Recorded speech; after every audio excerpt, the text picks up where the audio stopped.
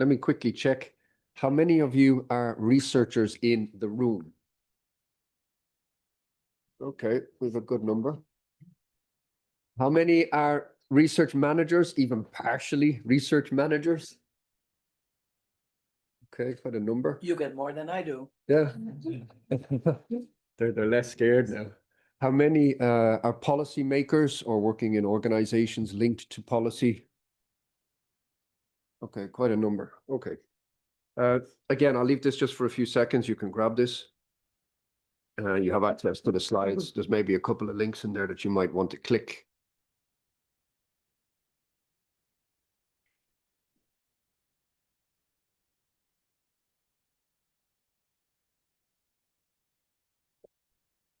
And I think we're almost done.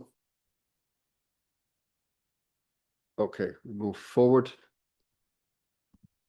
Okay, we're going to present briefly some of the key activities that we've been doing in this project. And one of the focuses, as Karina said, was on developing essentially a framework of indicators to incentivize and reward open science.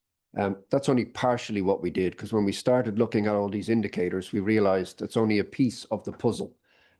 They are not separate. You will never only do open science activities. You will never only be rewarded for open science. So we had to take a bit of a step back and look at what are actually all the different activities that researchers do and try to understand what it is that they are assessed for currently and what we want them to be assessed for in the future in either applications for projects or monitoring the implementation of projects, applying for jobs, for instance, at universities, or getting evaluated whilst in their job. So it's quite a set of different types of assessment that we're looking at. And the open science component here, let's say, should play a role in it, in our view, a major role, but it's not the only role. So you'll see that we've separated two things that we're doing. Now, we've not done this, of course, in isolation. There has been a lot of steps to get here. There's a lot of current steps still there. There was already, let's say, comments on assessment and open science to an extent in the original charter and code for researchers. Also now in the revised version, it's much more explicit. We had, of course, the DORA principles, which are still active with a lot of signatories for research assessment. We had the Leiden Manifesto for research metrics. I'll come back to that word. We had the Open Science Policy Platform, many of the working groups that were there. Rinska was involved in this, Renee, probably several other colleagues that were here at the time. One of them actually focused on indicators for research assessment. Renee, you might come back to that later, I hope. Then you also have the Hong Kong principles, you have the COARA principles, so we're flooded with principles. And the question is, of course, which do we use? In any case, we now have the Coalition for Advancing Research Assessment. I think a major initiative to reform research assessment and try and get everybody, at least to an extent, on the same path, looking in the same direction. It has a large number of members. James, how many now? 750, quite a lot. Very hard to get agreements in so many organizations, but they do have, let's say, common goals. And this is, of course, one of the major ways to reform assessment. So we've been keeping track of these principles. We've been keeping track of the lot of indicators that are out there. For our purposes, when we were setting out to set up this framework, we came with a set of principles for ourselves on what this framework should look like. I should first say that we weren't digging deep into the values and principles that should be there for the organizations. They're typically there already. We've aligned with some of them, but there are frameworks out there for, let's say, a reform of clear values and principles to change the research culture. Our principles here are much more focused on what we were to achieve, which was provide indicators to help assessment and open science, essentially creating a toolbox. So number one, our purpose was to come with a comprehensive set of indicators. On the one hand, enough indicators to capture all the activities that researchers do. On the other hand, as Tony Ross-Hellhauer said yesterday, not to end up with a laundry list of indicators. We have quite a number, although we do feel that these are essentially the main indicators that are there. We did not want a list of over 1,000, of course. So it's trying to find a balance of the right indicators, but not so specific that you end up with a useless amount of indicators. The second one was that we wanted this framework to apply across countries, essentially be agnostic for which country they could develop this in, for the discipline and for the type of organization, whether it was research performing or research funding. So it's agnostic essentially to the organization. It can be applied across all these different levels. 3, and I should be very clear on this because we see this word metric come back. We're not dealing with metrics in this project. We were dealing with indicators which could be deployed either qualitatively and or quantitatively. So it's down to the organization to see how they deploy that. In our view, you cannot only have qualitative or only quantitative assessment. You should find a right balance between them where you use responsible quantitative metrics where relevant, and at the same time you provide clear qualitative descriptions or guidelines for this. So it should be a combination of both in our view, not just one. 4, we were focusing especially predominantly on the assessment of researchers. So we are not talking about research assessment here. We're not looking at the quality of research or the peer review process. We're focused on the researchers doing activities and being evaluated for this. However, because we had research funding organizations in the project who typically work on a project basis or PI basis, we had to factor in that these need to be relevant for not just the PIs, but potentially for the project, whoever was responsible for that. So these are scalable to the project. We do not go beyond that. These were not intended to start monitoring whole large groups of individuals or institutes or faculties or universities. You could, but you'd have to tinker with them and tailor them for that level. But that is not our goal. It's really focused on the researcher or focused on the specific projects, typically individual projects. 5, we wanted to capture all the main activities done by researchers. So not just 1 or 2. We know that the focus in assessment has been on publications, more specifically the use of publication metrics. You can think of journal impact factor, citations, the H-index. This is what we want to move away from. We do not necessarily want to remove it completely. It is, of course, important and useful, but we want to provide more options for organizations to select from. 6 and 7, I'll come back to that, are kind of 2 sides of the same coin. Our research assessment framework looks generically at all the different activities that researchers do. But on the other side of that coin, we have a lens for open science. So if you want to go open across all these activities, what could or would it look like? So it's 2 sides of the same coin for us. 8, this breaks down the indicators into a bit more of complexity, but we separated them for processes, outputs, and outcomes. Now, the reason for this was a researcher at any stage of their evaluation may be in various life cycles of research. They could be doing an activity which is ongoing, it's not completed. So a process, they may have completed this and have a concrete, tangible output resulting from that. This is a clear output. Or they may actually already have some very immediate or short-term outcomes. We don't really deal with impact here, impact in the longer-term sense over many, many years. You could factor it in, but we decided to keep it very focused on short to medium outcomes. So each of our indicators is broken down for this, which makes it a bit more complex. 9, they're linguistically phrased to be, on the one hand, clear to understand what we mean, on the other hand, fuzzy enough to allow the organizations to interpret what's there and adjust it accordingly. So the bottom line here is that the indicators that we have essentially are a selection of options that organizations can pick from, and then within those options, they themselves can select, they can refine them as they see fit, they can adjust the interpretation, they can break them into sub-indicators if they want, they can merge them if they want. Importantly, we don't prioritize. Any prioritization of indicators is left to the organization. That could mean that there's a specific ranking. It could mean there's a specific weight given or not, but that's left entirely to the organizations. So essentially what we have is this flexible framework. How it looks at the high level. This was our first version, a bit complicated as you see. So I'm going to skip that because we made it a bit simpler. This is the final version that we're in the process now of finishing up. We have 4 key domains of activities for researchers. This was tested with the researchers, of course, the most important being research. The activities that we've singled out here are developing proposals, developing methods or methodologies or protocols. These are conceptual. The data itself, whether you're planning for it or collecting it or managing or curating or archiving it, and whether or not it's open or fair, as you'll see. The software, not always relevant for many disciplines, but is important in some disciplines. Publications, I'll stop at that one. Materials, the physical materials that may need to be developed for your research. You could think of laboratory materials. You could think of animal specimens which are still being used. You could also think of sculptures or other objects in the arts and humanities. So again, this is non-specific to any discipline. And the last one which we've added are reviews. It's clear that researchers do a lot of reviews, often ghost reviews, typically for publications, but you can have data review, you will have proposal review. Essentially, you can have reviews across all of those research categories.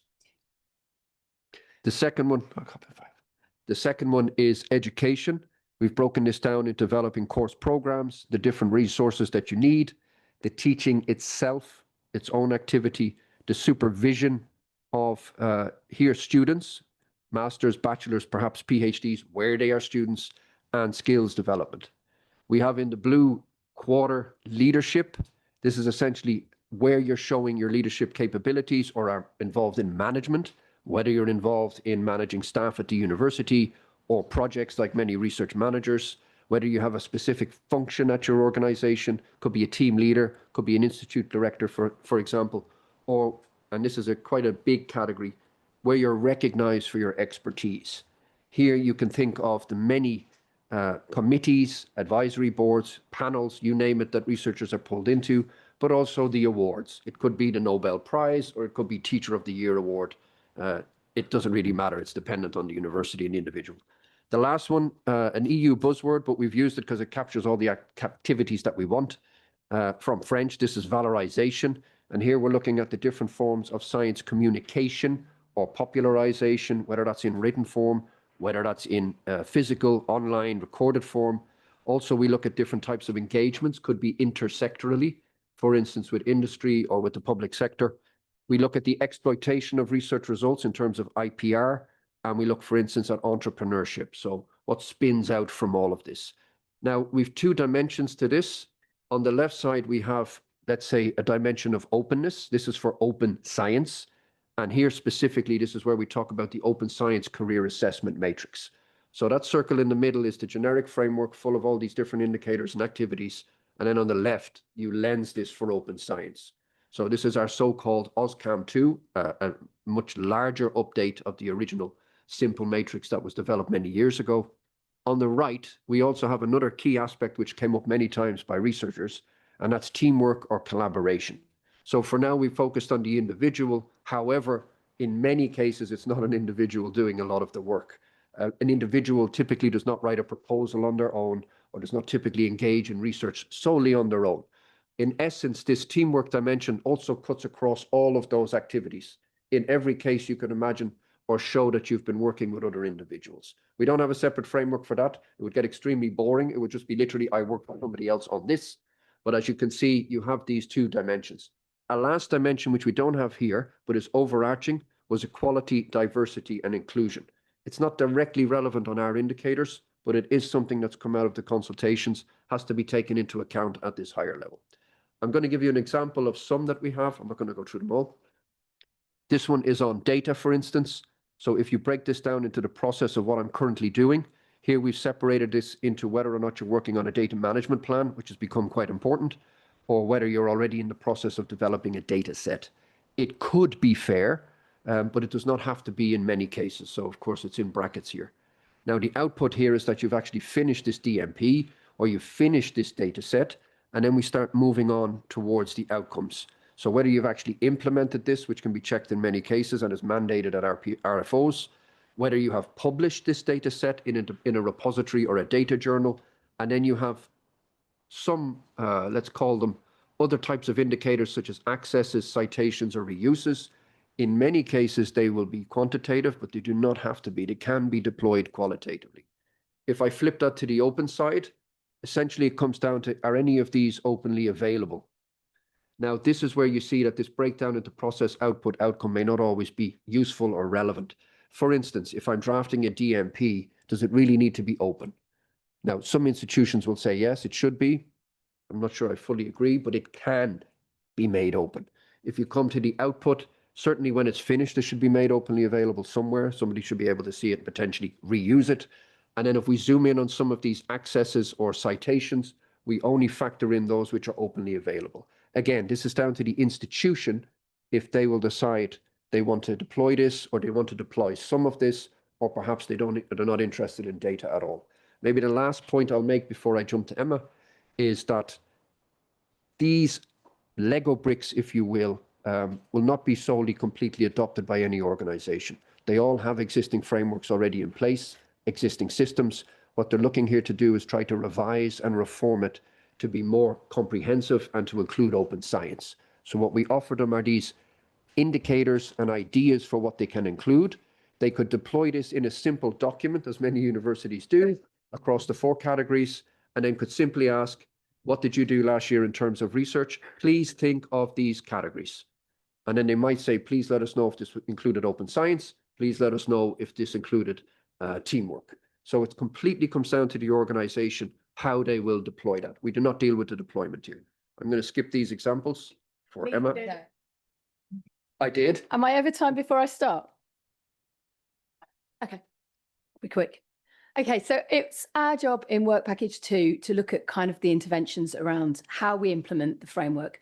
And I think, was it you that said that we've got an abundance of principles or frameworks? Or yeah, we have an awful lot of principles in this area. We have a lot of frameworks around, but it all means nothing if we don't actually take some action and do something. So we've kind of wrestled with what the intervention should be in work package 2. And one of the last things we've done, which possibly should have been one of the first things we've done, is come up with a set of 10 general interventions for any organisation looking to implement the frameworks. So the kind of starting points really, and the things that you should think about before you even begin to implement either the OSCAM or the RAF. So the first there is collect existing best practice on the reform of researcher assessment. And what we want to do there is really highlight some of the other initiatives that are around. So, you know, a lot of these organisations will have a COARA action plan. I think somebody put in the chat some examples from DORA. There are good practice in existence, and so you're not starting from scratch. So the starting point is to look at what's already out there and what you've already committed to.